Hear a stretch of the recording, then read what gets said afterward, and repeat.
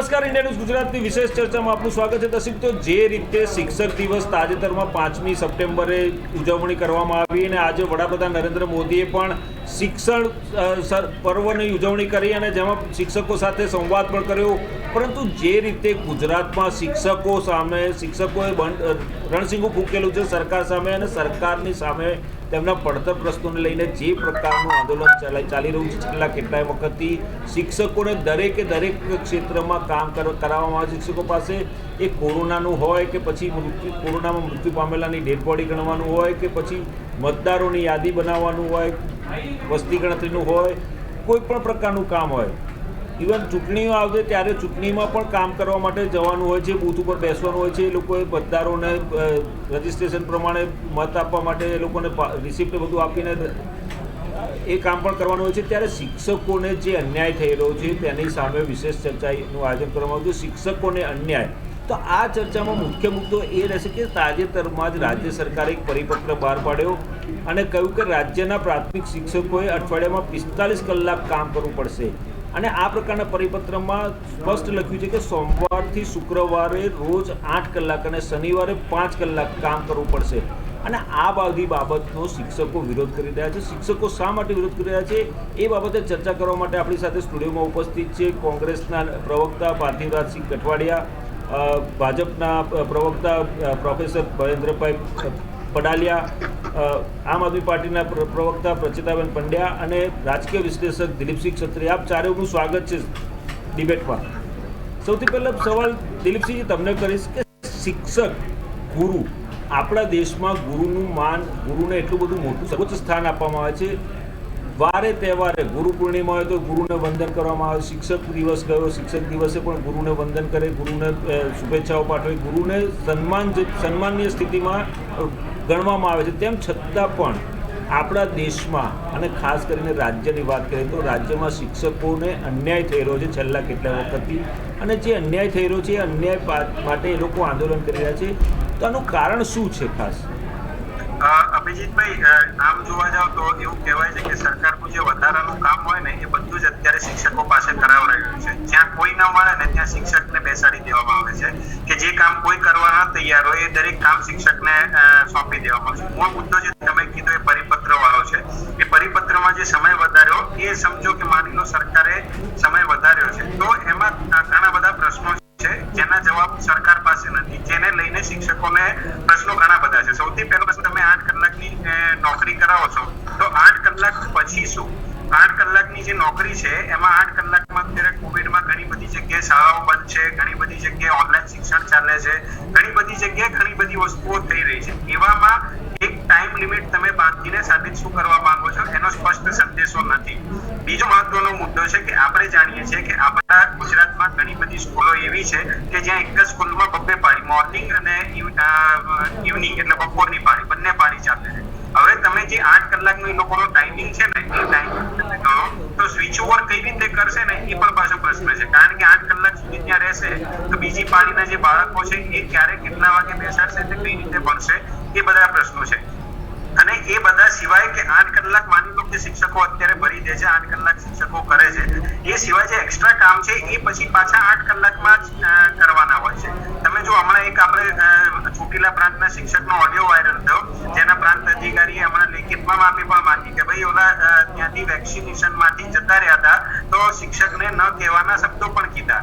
આ સિવાય જે અત્યારનો ટાઈમિંગ છે, ચૂંટાયેલા ઉત્તર ગુજરાતના એક ધારાસભ્ય છે એમણે એની સામે વિરોધ કરતો પત્ર પણ મુખ્યમંત્રીને લખ્યો છે કે આ જે ટાઈમિંગ છે એ ટાઈમિંગ હિસાબે આ બાજુની શાળાઓને વિદ્યાર્થીઓને ભણવામાં મુશ્કેલી થાય.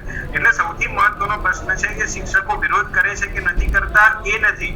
સૌથી મહત્વનો પ્રશ્ન છે કે આ જે નીતિ નિયમો ઘડે છે એ લોકો પ્રેક્ટિકલી ગ્રાઉન્ડ ઉપર જોઈને પછી પરિપત્રો બહાર પાડે છે કે એસી કેબિનમાં બેસીને એમના મગજમાં જે વિચાર કે તુક્કો સૂજ્યો એ તુક્કો પાછો એ મેદાનમાં રમતો કરી દે છે અને પછી પાછી આખી વસ્તુ ચાલુ કરે. આપણે હમણાં થોડાક સમય પહેલા શિક્ષકો જે પ્રશિક્ષણ વર્ગ અને જે એમની કસોટીનો વિરોધ કર્યો એમાં પણ તમે જુઓ કે પહેલા સરકારે કીધું કે ભાઈ બધા શિક્ષકો હાજર રહેવાનું કમ્પલસરી, પછી પાછળથી સ્પષ્ટતા થઈ કે કમ્પલસરી નથી. તો પ્રશ્ન પાછો એ જ હતો કે જો કમ્પલસરી નથી તો પછી લેવાની શું કામ છે? અને એની પાછળ એક આખો સ્ટાફ રોક્યો, એક આખી પ્રક્રિયા થઈ, પબ્લિકના પૈસા ખર્ચાયા, એની ફલશ્રુતિ જુઓ તો કશું જ નથી. એટલે જે નીતિ નિયમો અને ખાસ કરીને શિક્ષકોને માટે ઘડવામાં આવી રહ્યા છે ને એના કારણે મને લાગે છે કે શિક્ષકો વધારે હેરાન થાય છે. એક બાજુ શિક્ષણની જવાબદારી તમે એમને સોંપો છો, બીજી બાજુ સરકારના જે એક્સ્ટ્રા કામ છે વેક્સિનેશન થી માંડીને કોરોનામાં ડેડ બોડી ગણવા સુધીનું બધું જ કામ શિક્ષકોને માટે, તો પછી એમના વર્કિંગ આર્સ કેટલા થાય છે, એમનો પરિવાર છે, એમના બાળકો છે ને બીજી પણ ઘણી બધી એમની પારિવારિક જવાબદારીઓ છે. એટલે પ્રશ્નો થાય તો સ્વાભાવિક છે કે કોઈ પણ જગ્યાએથી સરકાર સામે પણ પ્રશ્નો થશે. અને હું માનું છું કે આ જ બધા કારણો કે જે નીતિ વિષયક લોકો બેઠા છે, કે જે સરકારમાં લોકો છે, કે જે લોકો આ નિયમો ઘડવા માટે ઓફિશિયલી એપોઇન્ટેડ છે, એ લોકો મને લાગે છે કે ગ્રાઉન્ડથી કે જે નીચલા લેવલે કામ કરે છે એમની પાસેથી ફીડબેક લેવામાં ક્યાંક નબળા પડે છે. અભિજીત ચોક્કસ. પાર્થિવરાજસિંહ, તમને પૂછવા માંગીશ કે શિક્ષકોની જોડે કોરોના કાળ દરમિયાન ઘણું બધું કામ કરાવવામાં આવ્યું. કોરોના સમયે જે સંક્રમણ થયા હોય અથવા તો કોરોનાના એક ઘરમાં કેટલા જણા રહે છે, ઘરે ઘરે જઈને સર્વે કરવાનું પણ કામ સોંપવામાં આવ્યું. તાજેતરમાં સજ્જતા સર્વેક્ષણ માટેની કસોટીનું પણ આયોજન કરવામાં આવ્યું રાજ્ય સરકાર દ્વારા. અગાઉ ચૂંટણીના કામોમાં પણ લગાવવામાં આવતા હતા, વસ્તી ગણતરીમાં પણ લગાવવામાં આવતા હતા. હવે શિક્ષકોને આપણે જાણીએ છીએ કે આપણે નાના હતા, આપણે પાંચેય જણા છીએ, આપણે ચર્ચા કરી રહ્યા છીએ, એ પાંચેય જણા આપણે નાના હતા ત્યારે સ્કૂલમાં જતા તો આપણે સવારની પાળી ને બપોરની પાળી, સવારની પાળી 7:30 થી 12:30 અને બપોરની પાળી 12:30 થી સાંજે 5:30 એ રીતની ગણતરી થતી હતી. પરંતુ સરકારે જે નવો પરિપત્ર બહાર પાડ્યો એમાં સરકારે જે કહ્યું કે 8 કલાક પૂરા થવા જોઈએ, તો સવારની પાળી 7:30 થી બપોરે 3:30 સુધી ગણાશે અને બપોરની પાળી સવારે 9:30 થી સાંજે 5:30 કલાક સુધી ગણાશે. તો આ સમયનું જે આખું બંધન રાખવાની સરકાર વિચારણા કરી રહી છે, તો સરકારે કર્યું છે એ કેટલું યોગ્ય છે, શું કહેશો તમે? ખાસ કરીને અભિજીતભાઈ, જે ચર્ચા અત્યારે ચાલી રહી છે કે શિક્ષકોના ટાઈમિંગ થાય, ખાસ કરીને જે બાળપણમાં ભણ્યા હતા અને જે વાત થાય કે શિક્ષકો એટલે આપણા દેશના ભવિષ્યનો પાયો તૈયાર કરનારા એક નિર્ણાયક સમાજ ને એક મજબૂત સમાજ બનાવનારા શિક્ષકો હોય છે, એક મજબૂત દેશ બનાવનારા શિક્ષકો હોય છે. એટલી વાત છે કે છે ને કે નિર્માણ और प्रलय दोनों शिक्षक की गोद में पलते हैं. એટલે જે રીતની વાત આપણે શિક્ષકોને માન સન્માન આપણે એમને પુસ્તકોમાં ને એમાં તો માન સન્માન આપીએ છીએ, પણ કામગીરીની દ્રષ્ટિએ સરકારની જે કામગીરીને સરકારના પરિપત્ર જોતા એવું લાગે છે કે સરકાર શિક્ષકો દ્વારા શિક્ષણ સિવાય બધું જ કામ કરાવવા માંગે છે. આપણે જેમ વાત કરી કોવિડમાં સર્વેની વાત હોય અથવા તો કોવિડમાં જે લોકોએ જીવ ગુમાવ્યા ત્યાં સ્મશાનમાં એમની ડેડ બોડી ગણવાની વાત હોય, ચૂંટણીની વાત હોય, આવી 100થી વધુ કામગીરી રાજ્ય સરકાર દ્વારા આ શિક્ષકો ઉપર નાખી દેવામાં આવે છે. મને તો સમજાતું નથી કે તો એ બાળકોને ભણાવતા ક્યારે હશે. અત્યારે પણ સ્વચ્છતા પખવાડિયું ચાલી રહ્યું છે.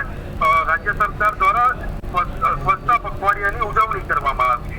સરકારે આદેશ આપ્યો છે કે રોજે રોજ શિક્ષકોએ કેટલા બાળકોએ એમાં હાજરી આપી, શું કાર્યક્રમ કર્યો, એમની જોડે રોજે રોજ કાર્યક્રમ કરાવીને ફોટા અપલોડ કરવાના, ફરજિયાત વાલીઓ કોણ આવ્યા એને અપલોડ કરવાના. એટલે જોવા જઈએ ને તો શિક્ષણ સિવાયની બધી જ કામગીરીઓ આ શિક્ષક પાસે કરાવડાવે છે. ફોટો પાડવાથી લઈ એમને ફોટોગ્રાફર પણ બનાવે, એમને સર્વેયર પણ બનાવે, એમને લાશો ગણવા પણ બેસાડી દે, એમને દવા આપવા પણ બેસાડી દે, એમને મતદાન મથક ઉપર પણ બેસાડી દે. એટલે દુઃખ સાથે કહેવું પડે કે સરકારને પહેલા તો આપણને એવું હતું કે શિક્ષણની ચિંતા નથી, શિક્ષણ અને શિક્ષક બેયની ચિંતા નથી, વિદ્યાર્થીઓની તો હતી જ નહીં. ત્યારે ખાસ કરીને આ એટલા માટે ચર્ચા કરવી પડે છે કે માન્ય શિક્ષણ મંત્રી અને માન્ય મુખ્યમંત્રીએ પરિપત્ર તો બહાર પાડી દીધો 6 થી 8 કલાક. તમે જે મંત્રીશ્રીઓ છો એ આ શિક્ષકો કરતા 3 ગણો 4 ગણો પગાર ભોગવો છો. 1,43,000 એક મંત્રીનો પગાર છે, તો શું તમે તમારા 8 કલાક આપો છો? મંત્રી તરીકે તમે તમારી કાર્યાલયમાં 8 કલાક બેસી અને કામ કરો છો? આપણે સૌ જઈએ, અભિજીતભાઈ, હું પણ જાઉં, તમે પણ જઈએ, ભાજપ આપ અને વિશ્લેષક, કાલે આપણે જઈને સચિવાલયમાં બધા મંત્રીઓનું તપાસ કરીએ, કયા મંત્રી 8 કલાક બેસીને કામ કરે છે? જણાવો તો મને. એટલે ચોક્કસપણે આ પ્રકારના તુગલકી નિર્ણયો રાજ્ય સરકાર દ્વારા વર્ષોથી લેવામાં આવ્યા છે. શિક્ષણ સમિતિની વાત હોય તો માધ્યમિક બોર્ડના સભ્યોથી લઈ એમાં પણ ઘણી બધી સીટો ઓછી કરી નાખવાની વાત હોય, એટલે ક્યાંક પ્રતિનિધિત્વ આપવાની વાત હોય તો એ પણ ઘટાડવાની વાત હોય. એટલે દરેક ઠેકાણે ક્યાંક ને ક્યાંક એક તકલકી નિર્ણય દ્વારા જે ઓટોક્રેટિક બિહેવિયર જે સરકારનું છે એ છતું થાય છે. અને જે પ્રકારની પરિસ્થિતિઓ, મને તો બહુ દુઃખ સાથે કહેવું પડે કે ગુજરાત ઉપરાંત રાજ્યના શિક્ષકો ફિક્સ પે ની વાત કરીએ તો બીજા ઘણા બધા એવા રાજ્યો છે, પંજાબ, હરિયાણા જેવા રાજ્યો કે જે ખૂબ સારી ફિક્સ પે માં પણ ખૂબ સારો પે સ્કેલ આપે છે. અને જ્યારે આપણે રાજ્ય સરકારમાં તો વાત થાય કે ફિક્સ પે ના નામે માત્ર ને માત્ર શિક્ષકોનું શોષણ કરવાનું, એટલે આવા ઘણા બધા પ્રશ્નો રાજ્ય સરકારની સામે ઉભા થાય છે, રાજ્ય સરકારની નીતિઓ સામે ઉભા થાય છે અને રાજ્ય સરકારની મંશા ઉપર અને નિયત ઉપર પણ ઉભા થાય છે. ચોક્કસ. મહેન્દ્રભાઈ, તમને સવાલ પૂછવા માંગીશ કે આપ પ્રાધ્યાપક રહી ચૂક્યા છો, પ્લસ રાજકોટમાં ટીચર સેલના કન્વીનર કે એવું પણ છો કંઈક આપ, તો રાજ્ય સરકારે અને જે પ્રકારનો શિક્ષણ વિભાગે નિર્ણય કર્યો છે અને જે પરિપત્ર બહાર પાડ્યો છે, શિક્ષકોને 45 કલાક અઠવાડિયામાં કામ કરવું, યુનિવર્સિટીઓમાં પણ પ્રાધ્યાપકો એમની કોલેજના શિફ્ટ પ્રમાણે જ આવતા અને જતા હોય છે, તો આ પ્રકારના કાયદા કાનૂન અથવા તો આ પ્રકારનું નિયમો થોપી દેવા અને એ પ્રમાણે કામ કરવાનો આગ્રહ કરવો એ કેટલો યોગ્ય છે? શું કહેશો તમે?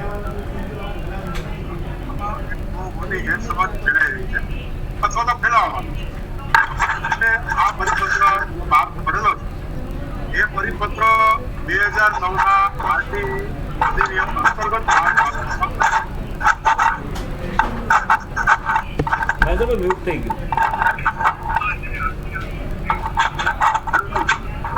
એ પરિપત્ર મુજબ શિક્ષકોને 5 દિવસ 8 કલાક કામ કરવાનું છે. એક મિનિટ રચિતાબેન, તમે માઇક્રોફોનને હા મહેન્દ્રભાઈ, આ બાબતમાં મારે એ બસ સ્પષ્ટ કહેવાનું છે કે 6 કલાકને બદલે 8 કલાક. આજે શિક્ષકોની આપણે વાતો કરીએ છીએ, ચાણક્યનું જે નફોટ કરીએ છીએ, આપણે ઘણી જગ્યાએ શિક્ષકો પણ મેં સાંભળ્યા છે. હું પણ એક શિક્ષક માંથી હમણાં નિવૃત્ત થયો કે શિક્ષકો એવું કહેતા હોય કે देश के लिए, राष्ट्र के लिए शिक्षा और शिक्षा के लिए शिक्षक और शिक्षक के लिए समाज.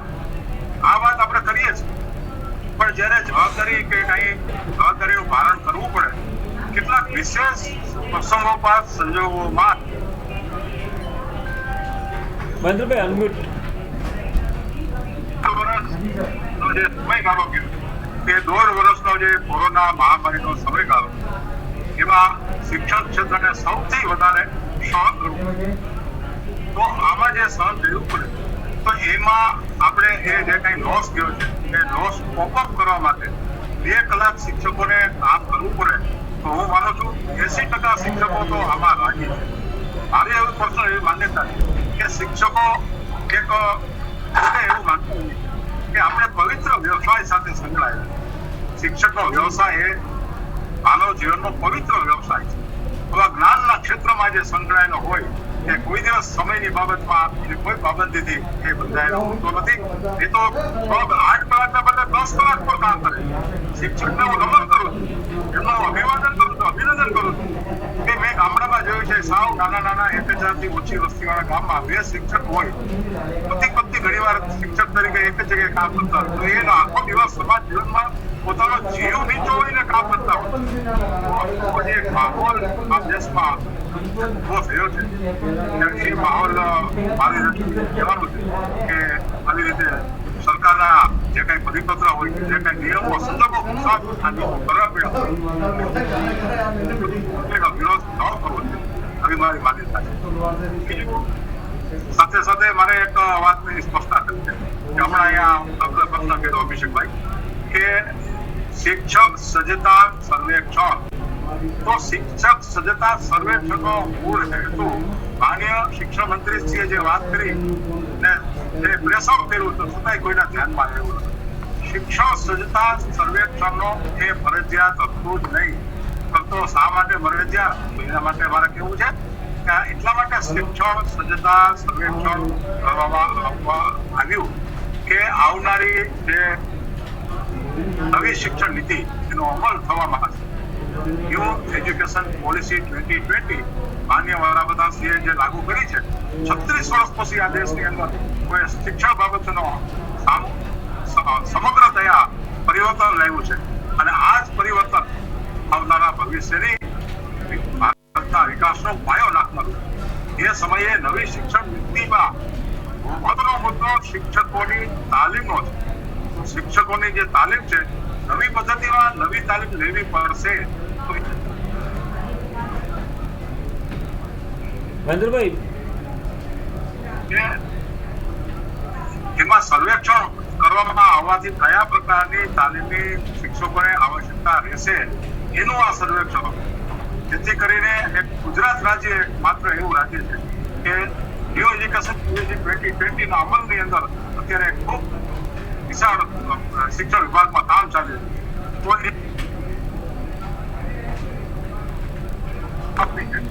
એ બાબતે પણ એમાં સંશોધન થવાનું છે.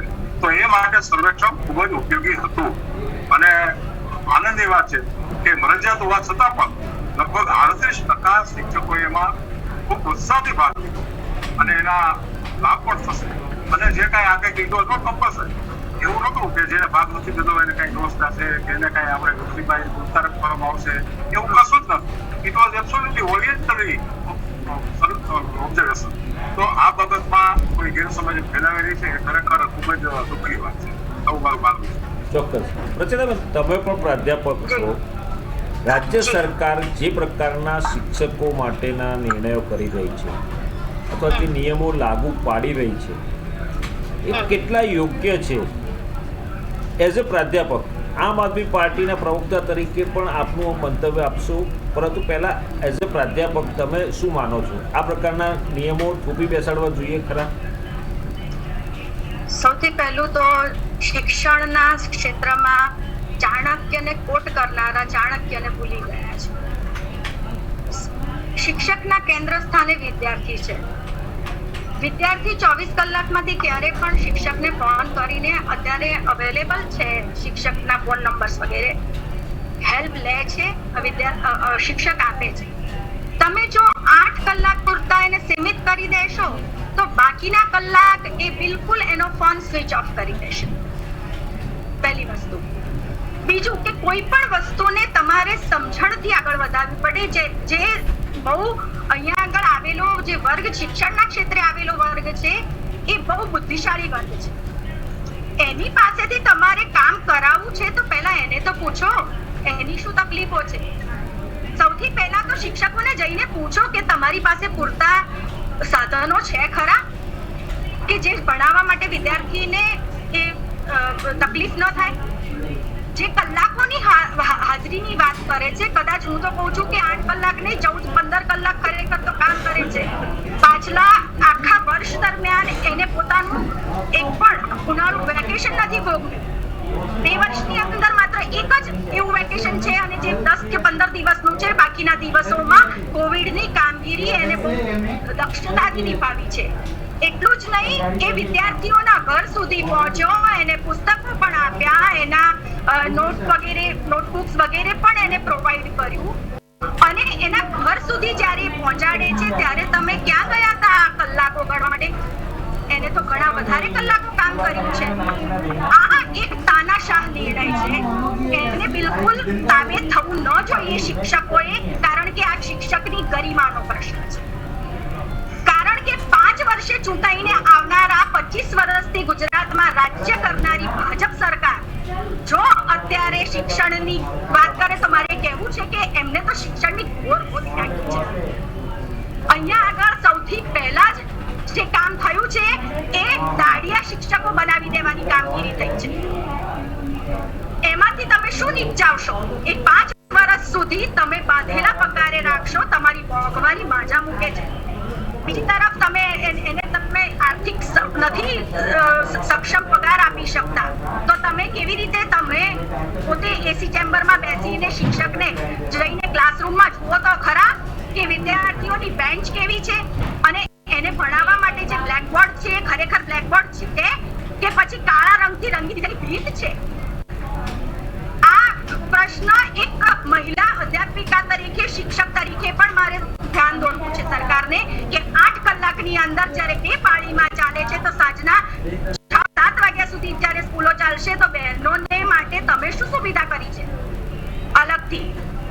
કારણ કે એવા અનેક દિવસો હશે કે જ્યારે એને આ કુટુંબને એની જરૂર હશે. એ અપડાઉન કરતી હશે, બાકીના કલાકોનું શું?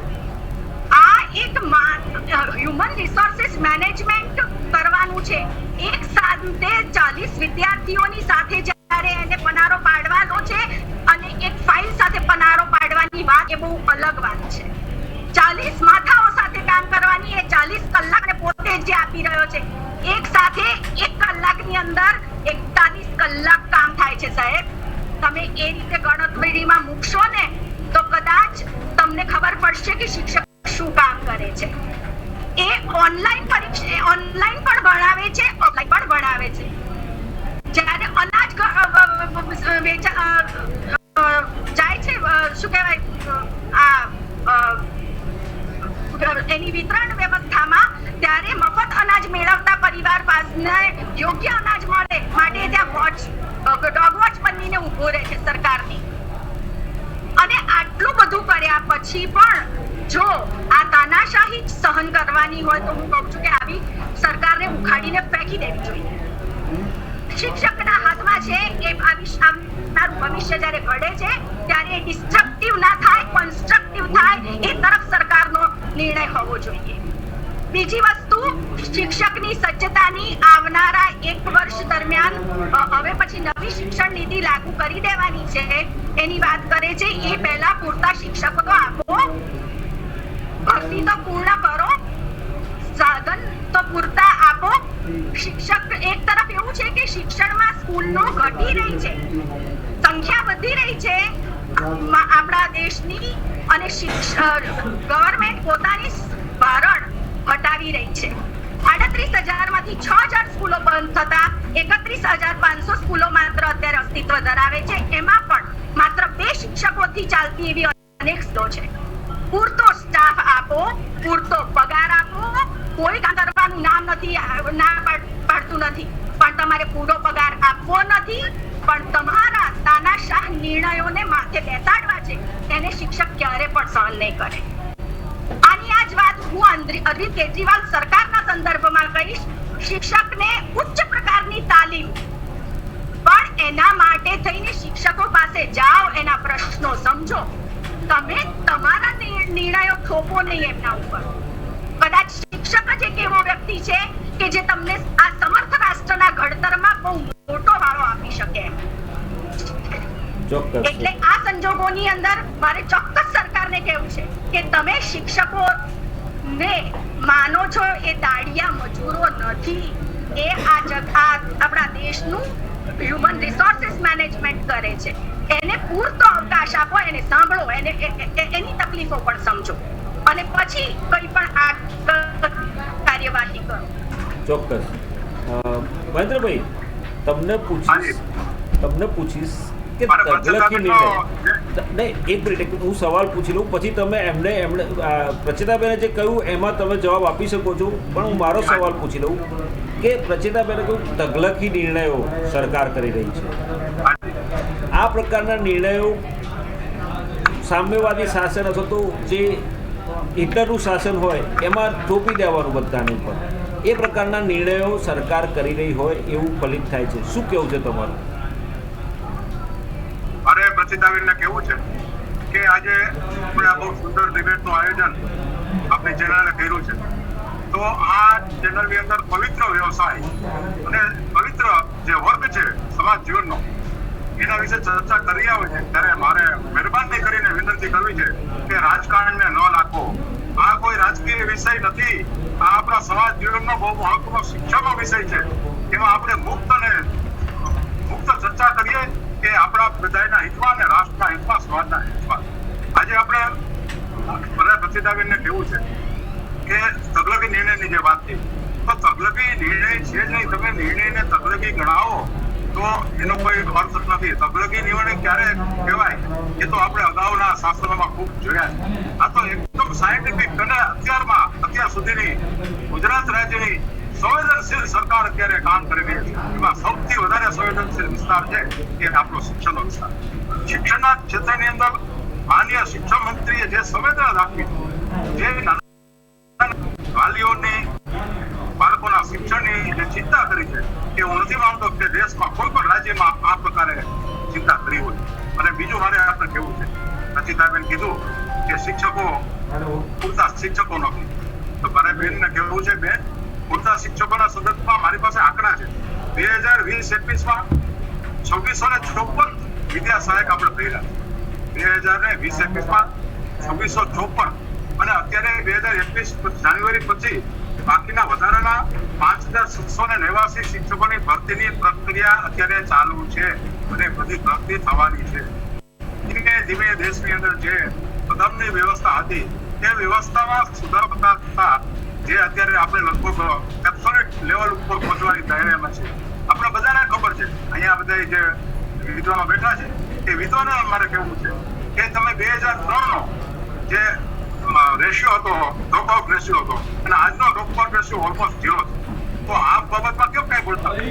શાળા પ્રવેશ ઉત્સવ જે આપણે આપણા કોરોના કારણે શાળા પ્રવેશ ઉત્સવ જ્યારે ચાલુ થયો ત્યારે કેટલા ટકા સુધી આપણે પ્રોગ્રેસ 2003થી 2019 સુધીનો આંકડા તો આપણી સામે છે. આ સરકારી આંકડા છે, આ કોઈ રાજકીય આંકડા નથી. તો આ દિશાની અંદર મારે કહેવું છે કે જે શિક્ષણના ક્ષેત્રે ગુજરાતની અંદર જે કામ થઈ રહ્યું છે કે મારી દ્રષ્ટિએ સમગ્ર દેશમાં શ્રેષ્ઠ કામ થઈ રહ્યું છે. હવે તો ઘણા બાબતો છે, ઘણી બધી શિક્ષકના ગુણોત્સવના સંદર્ભમાં ઘણા બધા કાર્યક્રમો, અસંખ્ય કાર્યક્રમો એ એજ્યુકેશનના પ્રમોશન માટે આપણે જે હાથમાં લીધા છે ગુજરાત સરકારે અને કેન્દ્ર સરકાર, તો એ ખરેખર એ આપણે હકારાત્મક એને અપનાવવું જોઈએ.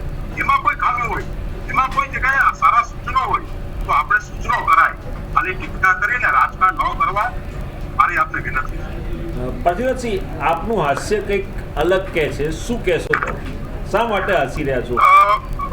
હું મહેન્દ્રભાઈને સાંભળતો હતો ને પ્રજેતાબેનને સાંભળતો હતો, પણ મહેન્દ્રભાઈની વાત સાંભળી અને મને થોડુંક આમ તો કહેવાય કે દુઃખ થયું છે. આટલું માણસ થઈને જુઠ્ઠું બોલી શકે એ સમજાતું નથી હોતું, પણ જુઠ્ઠું બોલવું, જોરથી બોલવું અને વારંવાર બોલવું એ ભારતીય જનતા પાર્ટીના પ્રવક્તાઓની આદત છે, એટલે આપણે એમાં નથી પડવું. પણ ખાસ કરીને હમણાં મહેન્દ્રભાઈએ જે ન્યૂ પોલિસીની વાત કરી અને જે નાગપુર એજ્યુકેશન પોલિસીની જે ચર્ચા કરી રહ્યા છે, ત્યારે મારે એમને યાદ કરાવવું છે કે 25 વર્ષથી વધારે સમય અહીંયા ગુજરાત રાજ્યમાં એમની સરકારને થઈ ગયો છે અને એજ્યુકેશનની પોલિસી ડિસાઇડ કરવાનું કામ એ રાજ્ય સરકારનું હોય છે. એમાં એમને કોઈ પણ પ્રકારની કોઈ પણ બાંધછોડ હોતી નથી. બીજી વાત કે જે અત્યારે શિક્ષણની વાત કરે છે કે સમગ્ર ભારતમાં ટોપ મોસ્ટ એજ્યુકેશન સિસ્ટમ ગુજરાતની છે, તો મને એ બતાવો કે ગુજરાતની કઈ માધ્યમિક શાળા ગુજરાત બોર્ડ કે જે ભારતની ટોપ 100 સ્કૂલોમાં આવે છે, જવાહર નવોદય શાળા આવે. બીજી વાત કરીએ એમને કે 12,000 સ્કૂલો ગુજરાત રાજ્યની એવી છે અને આ આંકડો મારો પોતાનો નથી. હાઉસમાં શિક્ષણ મંત્રીએ હર્ષદભાઈ રીબડિયા ધારાસભ્યના સવાલ ના સંદર્ભે જવાબ આપેલો છે કે 12,000 શાળાઓ એવી છે કે જ્યાં 1 થી 2 શિક્ષકોથી ચાલી રહી. બીજી વાત કરીએ કે 6,000 શાળાઓ, સરકારી શાળાઓ બંધ કરવાનું કામ કોણે કર્યું? સરકારે શિક્ષણનું ખાનગીકરણની શરૂઆત કોણે કરી? ગ્રાન્ટીનેટ શાળાઓ 98 પછી એક પણ ગ્રાન્ટીનેટ શાળાને મંજૂરી નથી આપી. તો એ ગ્રાન્ટીનેટ શાળાના સ્ટ્રક્ચર ને બરબાદ કરવાનું કામ કોણે કર્યું? કોણ શિક્ષણ મંત્રી હતા? કોણ મુખ્યમંત્રી હતા એ વખતે? બીજી વાત કરીએ આપણે કે હજી ગુજરાત રાજ્યમાં એવી ઘણી બધી શાળાઓ છે અને હું ડેટા જોડે બોલું છું. મહેન્દ્રભાઈ માંગે હું એમને પર્સનલી ડેટા પણ આપી દઈશ કે જ્યાં પૂરતું પીવાના પાણીની વ્યવસ્થા નથી. હજી પણ નળિયાના રૂમોમાં કેટલા જે ક્લાસરૂમ છે એની ઘટ છે એ જણાવે. રાજ્ય સરકારે પોતે પોતાના જ પ્રશ્નોમાં હાઉસમાં ઘણીવાર ખુલાસા આપ્યા છે કે હજારોની સંખ્યામાં શાળાઓમાં ક્લાસરૂમોની ઘટ છે. બીજી વાત કરતા હતા હમણાં કે અમે આટલા લોકોને નોકરી આપી તો સરકારે કઈ ઉપકાર નથી કર્યો.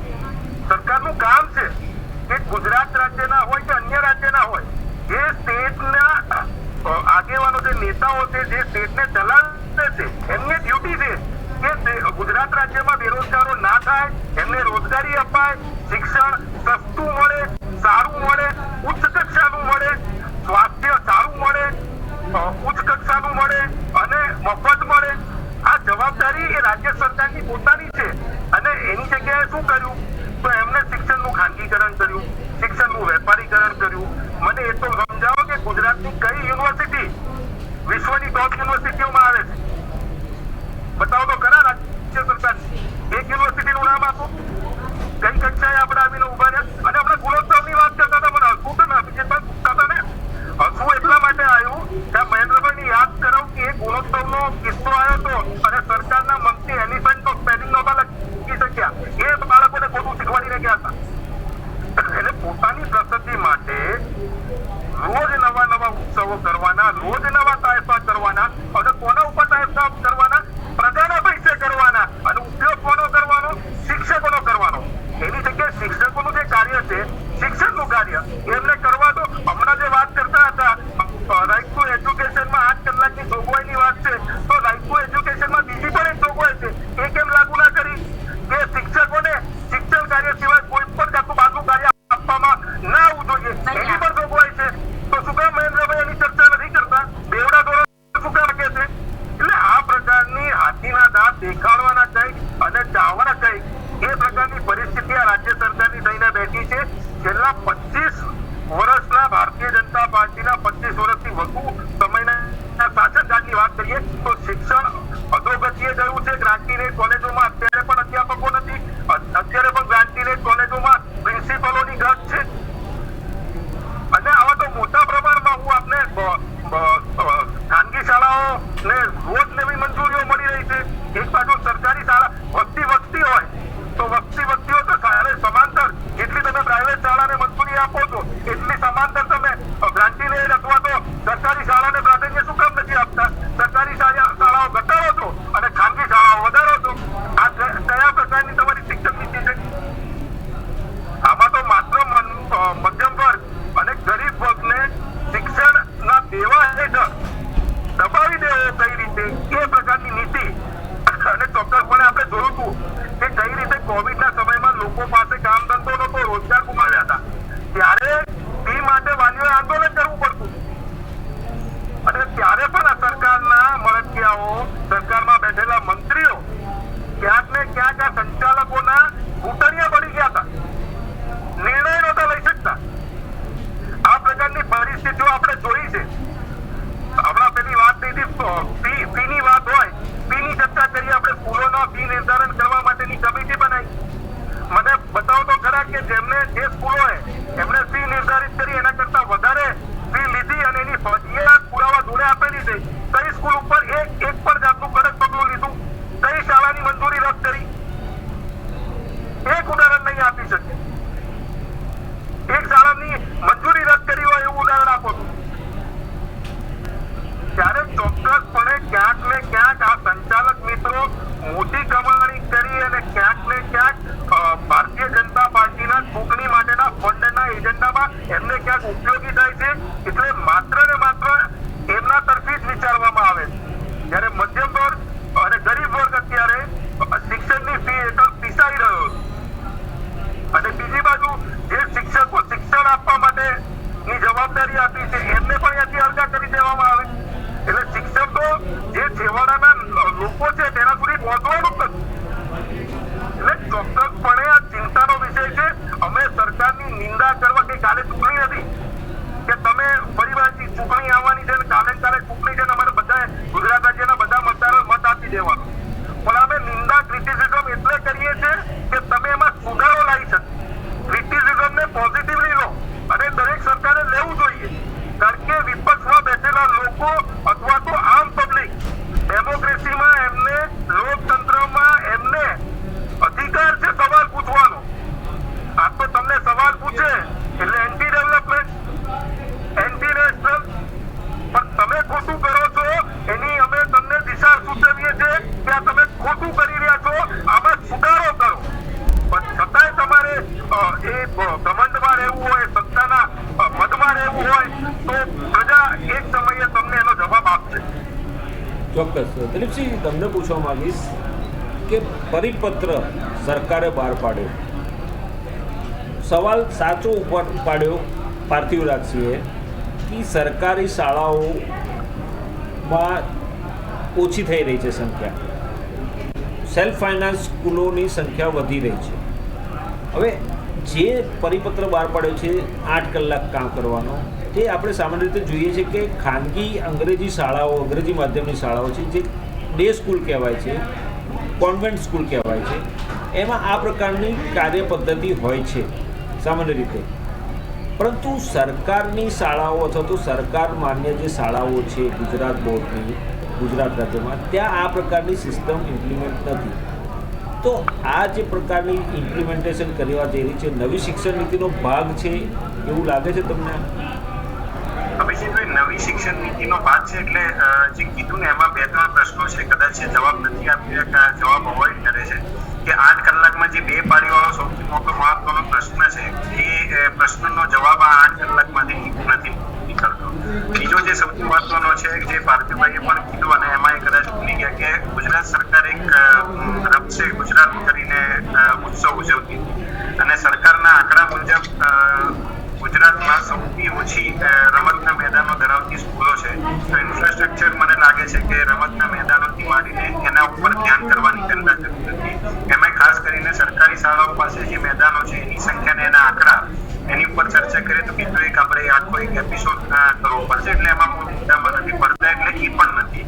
અને સૌથી મહત્વનો પ્રશ્ન જે છે કે ભાઈ નીતિ નિર્ધારણથી કરીને તમે જે અત્યાર સુધી લઈને આવ્યા, તમે જે કંઈ પણ કર્યું શિક્ષકોને માટે, સારા માટે, શિક્ષણ નીતિ બધું જ કર્યું. તો હું માનું છું કે શિક્ષક એ શિક્ષણ આપે છે એટલે એને એટલી સમજણ, સામાન્ય બુદ્ધિ હોય છે કે કયો નિયમ સારો છે ને કયો ખરાબ છે.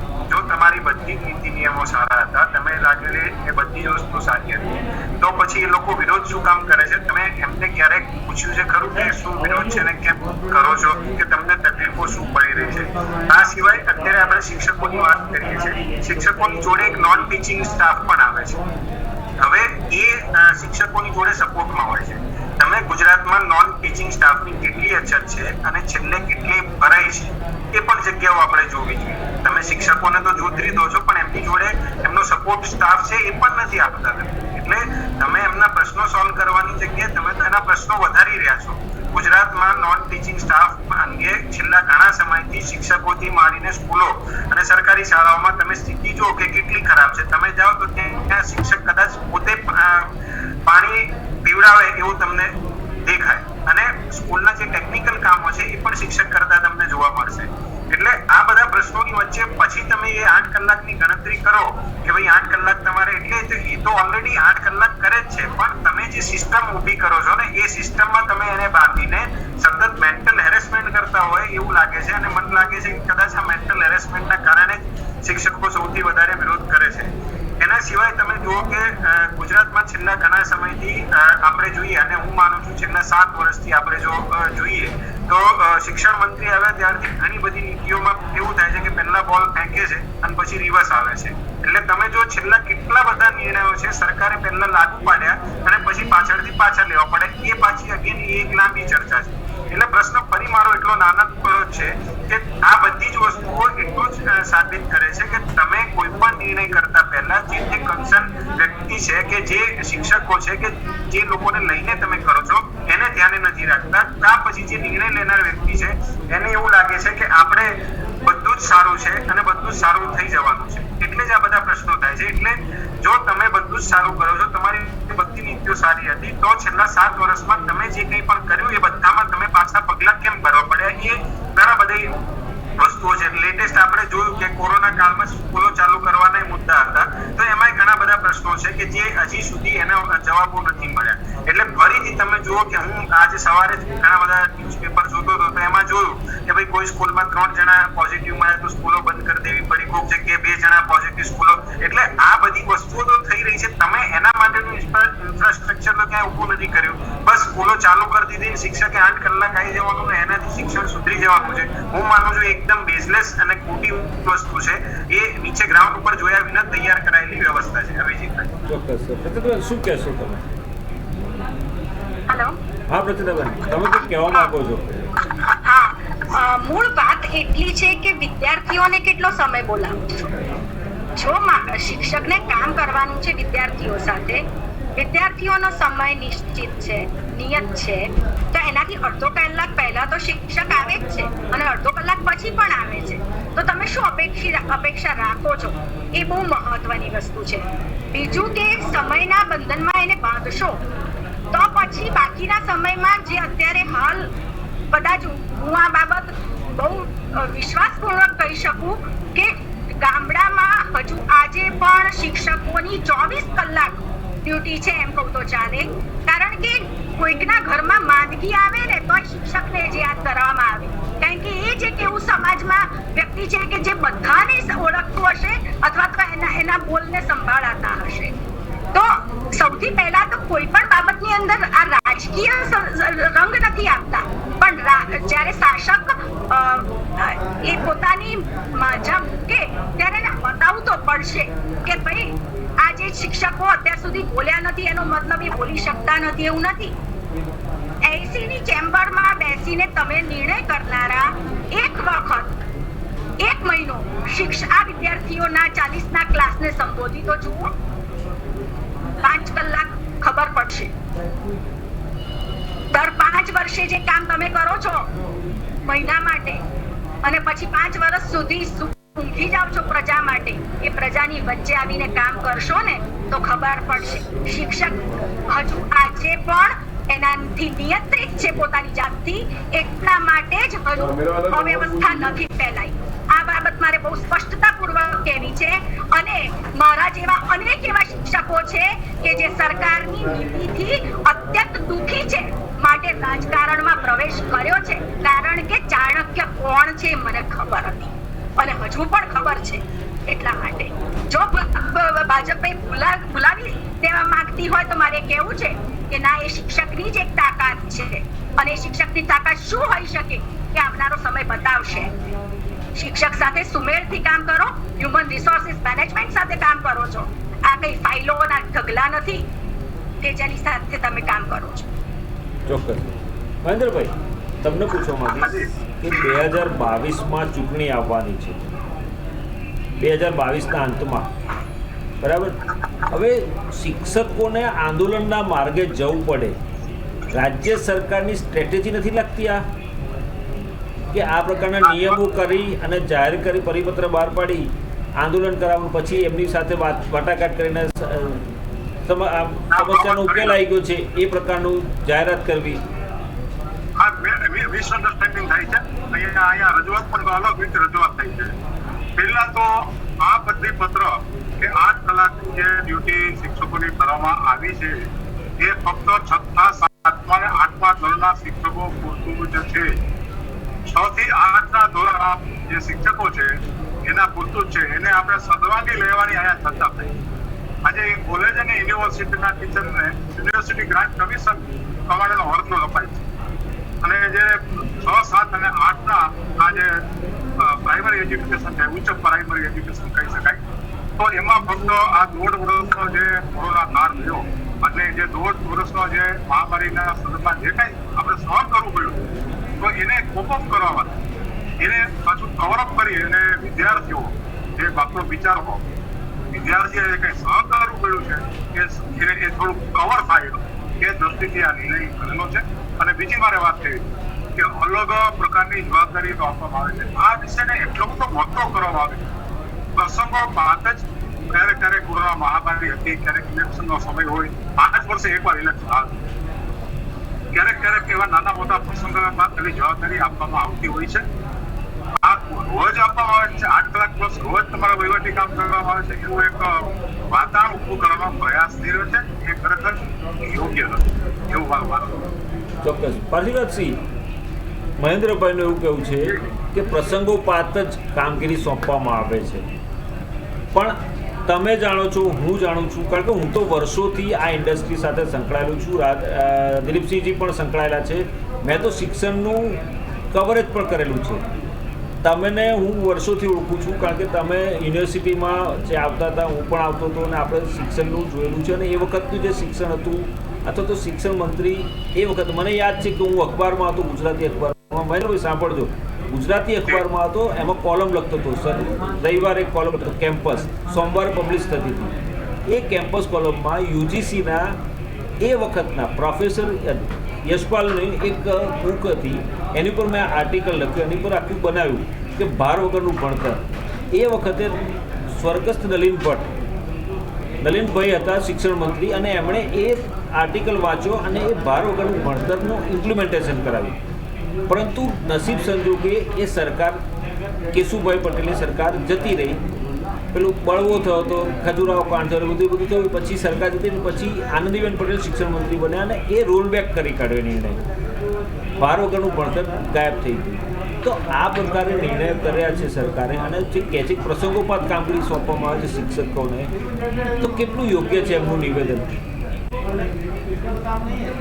અનમ્યુટ કરજો પાટીલજી, અનમ્યુટ છે તમારો. હા, હવે આવે છે અવાજ અભિજીતભાઈ? અવાજ નથી આવતો અભિષેકભાઈ? હા આવે છે. તમને આવે છે અવાજ? હા, ધીમો આવે છે. બોલો બોલો. હા પાટીલ. અભિજીતભાઈ, હા જી. 100 થી વધારે એવા કામો છે જે રાજ્ય સરકાર શિક્ષકો દ્વારા શિક્ષણ સિવાય કરાવડાવે છે. એમાં પછી આ સર્વે પણ આવી ગયા, એમાં ચૂંટણી પણ આવી ગઈ, ગ્રામમાં કઈ કામ હોય, મ્યુનિસિપલ કોર્પોરેશનના કામ હોય, આ બધા જ પ્રકારના 100 થી વધુ કામ છે. હું માનું છું કે દર 3 દિવસે એક નવું કામ આપે ને એટલે 300 દિવસ પૂરા થઈ જાય. દર 3 દિવસે આપે ને, 3 દિવસે એક નવું કામ આપે ને તો 300 દિવસ પૂરા થઈ જાય. તો આ બાળકોને ભણાવે ક્યારે? એટલે લોકોને, વાલીઓને, બાળકોને ગેરમાર્ગે દોરવા કરતા હું એવું માનું છું કે શાસક પદ્ધતિ અથવા તો સત્તામાં બેઠા પછી સત્ય બોલતા શીખે, સાચું બોલતા શીખે. આ ગુજરાતની જનતાએ તમને ગોબલે ને ગોબલે મત આપીને સત્તામાં બેસાડ્યા છે. જુઠ્ઠું બોલવા માટે નથી બેસાડ્યા, સાચું બોલવા માટે બેસાડ્યા. તો સાચું બોલવામાં તમને શું વાત બોલવા લાગે છે? તમે હમણાં જ પહેલા કીધું કે એ યુટર્ન વાળી સરકાર, દિલીપભાઈએ પણ વાત કરી, દિલીપભાઈએ જે ચર્ચા કરી, ઘણા બધા મુદ્દાઓની એવી પણ ચર્ચા હતી કે એમણે રમતગમતના મેદાનોની વાત કરી. રમતગમતના મેદાનો તો દૂરની વાત છે, વ્યાયામના શિક્ષકોની ભરતી બંધ થઈ ગઈ છે. વ્યાયામના શિક્ષકો ચાલવામાં નથી તો રમાડશે કોણ? આવા ઘણા બધા પ્રકારની જે વાતો અમે સત્તા પક્ષને એક એવી લાઈટ ફેંકવા માંગીએ છીએ કે તમે, જેમ તમે ઉદાહરણ આપ્યું નલિનભાઈ, કે કોઈ પણ સત્તા પક્ષમાં બેઠેલા કોઈ સારા મંત્રી હોય કે સારું ક્યાંક કોઈ બીજા પ્રદેશમાં કામ કર્યું હોય, અથવા તો કોઈ આપણા જ પ્રદેશમાં કોઈ સારા વિપક્ષના નેતા પણ કોઈ સારી સલાહ આપતા હોય તો એને ઇમ્પ્લિમેન્ટ કરવામાં વાંધો શું છે? પ્રજાના સારા માટે જ થાય છે ને, કોઈના વ્યક્તિગત ફાયદા માટે તો છે નહીં ને. સરકાર કોઈ નિર્ણય લેશે, આજે ફોર એક્ઝામ્પલ કે જૂની કોઈ કોંગ્રેસની સરકાર અથવા તો કોંગ્રેસ રાજ્યની અન્ય રાજ્યની સરકાર હશે, એની કોઈ પોલિસી કદાચ અહીંયા ભાજપાની સરકાર ઇમ્પ્લિમેન્ટ કરે તેમને વાંધો શું? ગુજરાતના સારા માટે જ થવાનું છે ને, ગુજરાતના વિકાસ માટે જ થવાનું. એટલે ચોક્કસપણે એ માનસિકતાથી સરકારના લોકો બહાર આવી જાય કે જે લોકો નિંદા કરે છે. મેં પહેલા જ કીધું કે ક્રિટિસિઝમ એ ડેમોક્રેસીમાં ખૂબ જરૂરી છે. જો ક્રિટિસિઝમ નહીં હોય તો ઓટોક્રેસી આવી જશે, લોકતંત્ર મરી જશે. તો તમે ક્રિટિસિઝમને પોઝિટિવલી લઈ અને પોઝિટિવ સુધારા કરવામાં કેમ નથી માનતા? આજે કદાચ અમે ચર્ચામાં અમે કોઈ મુદ્દા મૂક્યા હોય, કોંગ્રેસના પ્રતિનિધિ તરીકે મેં મૂક્યા હોય કે આમ આદમી પાર્ટીના પ્રતિનિધિ તરીકે મેને મૂક્યા હોય, તો મહેન્દ્રભાઈ એને પોઝિટિવલી લઈને સ્વીકારીને એવું કેમ નથી કે આ સૂચનોને અમે સરકાર સુધી પહોંચાડીશું અને ઇમ્પ્લિમેન્ટ કરાવડાવવાનો પ્રયત્ન કરશું? સારી વાત હોય ને સ્વીકારવામાં શું વાંધો છે? આજે ધારો કે 12,000 શાળાઓમાં 1 થી 2 શિક્ષકો છે એવી મેં વાત કરી, તો એમ કેમ નથી કહેતા કે એ જે શાળાઓ છે એમાં પૂરેપૂરા શિક્ષકો આવી જાય એવા પ્રયત્ન કરશું? અથવા તો ગુજરાત રાજ્યની શાળાઓમાં જ્યાં પીવાનું પાણી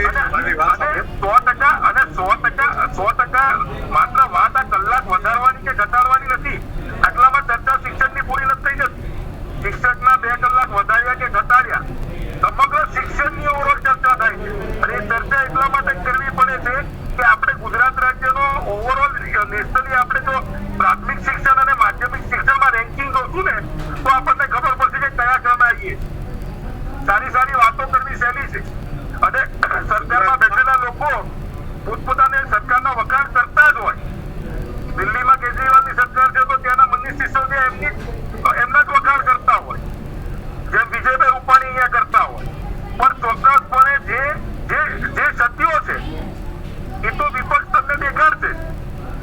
અને બેન કહેતા હતા કે 6000 શાળાઓ, તો ગુજરાત રાજ્યમાં એમને એ તો સ્વીકાર્યું કે ભૂતકાળની કોંગ્રેસ સરકારે 38,000 સરકારી શાળાઓ બનાવી. આખા દિલ્હીમાં 1000 શાળાઓ છે, ટોટલ 1000 શાળા. એની સામે ગુજરાત રાજ્યમાં 38,000 સરકારી શાળાઓ બનાવી અને ગ્રાન્ટીનેટ શાળાઓ અલગ. તો એ જે ગ્રાન્ટીનેટ શાળાઓ જે છે એને રિવાઇવ કરવાનું કામ સરકાર ક્યારે ચાલુ કરશે, એ દિશામાં ક્યારે વિચારશે? હમણાં જે કહેતા હતા કે શિક્ષકોની ભરતી, તમે 2700 શિક્ષકોની ભરતી ગ્રાન્ટીનેટમાં કરી, દરેક શાળાઓમાં તમે પૂરતો સ્ટાફ આપી દો ને, શું વાંધો છે? તમારું બજેટ 3% છે, તમારું બજેટ 3% છે શિક્ષણમાં, એને 20%, 25% કેમ નથી લઈ જતા? અરે સાહેબ, મારી વાત સાંભળો અભિષેકભાઈ. મારે એમ કેવું છે કે સાહેબ કહી રહ્યા છે કે ગુજરાતની અંદર શાળાના ઓરડા, નવા શિક્ષકોની ભરતી, એમાં કાયમને માટે અગાઉની સરકાર કરતા અગ્રેસર રહ્યું છે. અને અગાઉની સરકાર જોડે કમ્પેર ન કરી શકો તમે. 25 વર્ષથી વધારે થઈ ગયા, તમારી કન્ટિન્યુઅસ 25 વર્ષથી વધારે સરકાર થઈ ગઈ. જેટલી શાળાઓ કોંગ્રેસના શાસનમાં બની હતી સરકારી ને ગ્રાન્ટીને, મને ખાલી તમે એટલું કહી દો કે એટલી શાળાઓ તમે બનાવી છે. ભારતીય જનતા પાર્ટીની સરકાર આવી ત્યારે 1960 માં ગુજરાત રાજ્ય બન્યું. 1960 થી 2021 61 વર્ષ રહ્યા, એમાં 30 વર્ષ તમારી સરકાર રહી છે. 90 માં તમે જીવનભાઈ પટેલ જોડે સરકારમાં બેઠા હતા, યાદ રાખો. અને એના પહેલા જ્યારે ગુજરાત રાજ્યમાં નવનિર્માણ આંદોલન થયું ત્યારે પણ તમારા લોકો સરકારમાં હતા. એટલે તમે 60 વર્ષમાંથી 30 વર્ષથી વધારે તમે રાજ કર્યું છે. તો તમે ભૂતકાળની સરકારે જેટલી શાળાઓ, જેટલી કોલેજો બનાવી છે એટલી સરકારી કહું છું, અને ગ્રાન્ટીનેટ, પ્રાઇવેટ સંસ્થાઓ નહીં, વેપારીકરણ નહીં, એનો આંકડો આપો મને. સત્તારીસી વાત મારી પાસે એક્ઝેક્ટ આંકડો આજે નથી, પણ તમે લઈ રાખો. તમે જો તમારો આંકડો સરકારી શાળા, મારી વાત સાંભળો, સરકારી શાળા અને સરકારી કોલેજ અને ગ્રાન્ટીનેટ શાળા અને ગ્રાન્ટીનેટ કોલેજનો આંકડો જો વધારે હશે, હું જાહેરમાં અભિજીતભાઈને કહું છું કે ઇન્ડિયા ન્યૂઝના માધ્યમથી હું સ્વીકારીશ કે આ લોકોએ વધારે કામ કર્યું. મને એમાં શરમ નહીં આવે સ્વીકારવામાં. મારી પાસે બહુ નથી કર્યું એ પણ તમે સ્વીકારો. સાહેબ, મારી પાસે બહુ મોટો આંકડો તમે મને એમ કહો 2005 પછી ક્લાસ 4 ની ભરતી કરી છે? હમણાં જે નોન ટીચિંગ ની વાત કરો છો, 2005 થી એક પણ નોન ટીચિંગ એક પણ ક્લાસ 4 ની ભરતી કરી છે? ક્લાસ 4 ની ભરતી માટે પ્લેસમેન્ટની છૂટ આપેલી છે દરેક સંસ્થાઓને. પ્લેસમેન્ટની છૂટ તો તમે સંસ્થામાં બેઠા છો, તમારું કામ છે કે જેટલી જગ્યાઓ ખાલી પડી છે ભરી દો ને, પડી રાહ જુઓ છો. ભરતી પ્રક્રિયા જે અત્યારે ચાલે છે એ અગાઉની સરકાર કરતા ખૂબ સારી ચાલે છે. અને બીજું મારે ખાસ ધ્યાન દોરવાનું છે, અને અમને ટેટની એક્ઝામ યાદ કરાવો, તલાટીની એક્ઝામ યાદ કરાવો, પેપર કાંડ યાદ કરાવો. અભિષેકભાઈ, મને ઓકે, ચલો, સમયનો અભાવ છે. પાર્થિવરાજસિંહ, મહેન્દ્રભાઈ, સમયનો અભાવ છે. છેલ્લી એક વાત કરી છે અભિષેકભાઈ, હાજી, બોલી લો, કે આ ટૂંકમાં બોલી લો. વાત કરે છે. અને સાહેબ વાત નથી કરતા, તમને દર્પણ બતાવું છું મહેન્દ્રભાઈ, દર્પણ બતાવું છું. તમારી સરકારનું દર્પણ બતાવું છું. મારી વાત સાંભળો તમે. આ પાર્થિવરાજસિંહ, એમની વાત સાંભળી લઈએ.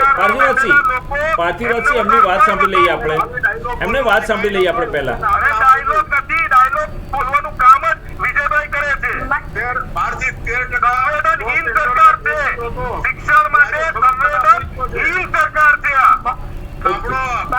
સંવેદનહીન સરકાર. પાર્થિવરાજસિંહ, મહેન્દ્રભાઈને ટૂંકમાં જવાબ આપી દે. મહેન્દ્રભાઈ, શું કહેશો તમે? ટૂંકમાં કહેજો, સમયનો અભાવ છે મારે. અને નાગપુર એજ્યુકેશન પોલિસી બોલો. Nagpur education okay. Nagpur education પોલિસીની વાત કરો. 50% સુધી લઈ જવાનું ભારતીય જનતા પાર્ટીની સરકારનું ધ્યેય છે. ઓકે, અને આ ઓકે. સાંભળી લ્યો કે અત્યારે નાગપુર એજ્યુકેશન પોલિસીની વાત કરો છો ને તમે? નેશનલ એજ્યુકેશન નાગપુર વાળી સંઘવાળી વાત કરતા ઓકે, પાર્થિવરાજસિંહ, ઓકે, મહેન્દ્રભાઈ. વાત છે ને કે પોલિસીમાં ન્યૂ એજ્યુકેશન પોલિસીમાં ઓકે મહેન્દ્રભાઈ પાર્થિવરાજસિંહ, સમયનો અભાવ છે, સમયનો અભાવ છે, સમયનો અભાવ છે, મારે સમયનો અભાવ છે. દર્શક મિત્રો, ચર્ચાને અહીંયા આગળ અટકાવવી પડશે કારણ કે સમયનો અભાવ છે. અને જે પ્રકારે શિક્ષકો આંદોલનના માર્ગે ચાલી રહ્યા છે, છેલ્લા કેટલાય વખતથી રાજ્યમાં શિક્ષકોને અનેકવિધ સમસ્યાઓ નડી રહી છે અને સરકારે સમસ્યાનું સમાધાન નથી કરી રહી, ત્યારે નવી સમસ્યા ઊભી થઈ છે કે 2009નો પરિપત્ર જે મહેન્દ્રભાઈ પટેલે કહ્યું કે મહેન્દ્રભાઈ પડાલિયાએ કહ્યું કે જે પ્રકારે 2009નો પરિપત્ર છે કે 8 કલાક કામ કરવાનું, તે પરિપત્રનો ફરી અમલ કર્યો છે. ત્યારે સરકારની સામે રણસીંગું ફૂટ્યું છે. શિક્ષક દિન હમણાં જ ગયો. શિક્ષકોને સન્માન આપવાનું હોય છે, સરકારે પણ વિચારવાનું હોય, સરકારે પણ આ પ્રકારના નિર્ણયો કરતા પહેલા શિક્ષકો સાથે વાટાઘાટો કરવાની હોય, શિક્ષક સંઘ સાથે વાટાઘાટ કરવાની હોય. દરેકને વિશ્વાસમાં લઈને જો વાટાઘાટ કરીને નિર્ણય કરે તો યોગ્ય લાગશે. ત્યારે આ ચર્ચાને અહીંયા આગળ અટકાવીશું. મહેન્દ્રભાઈ, પાર્થિવરાજસિંહ, દિલીપસિંહ, પ્રચિતાબેન, આપ ચારોનો ખૂબ ખૂબ આભાર અમારી સાથે ચર્ચામાં જોડાવા બદલ. દર્શક મિત્રો, આ હતી અમારી વિશેષ રજૂઆત. વધુ સમાચાર અપડેટ્સ માટે જોતા રહો ઇન્ડિયા ન્યૂઝ ગુજરાત, ગુજરાતની ધડકન. નમસ્કાર. ધન્યવાદ.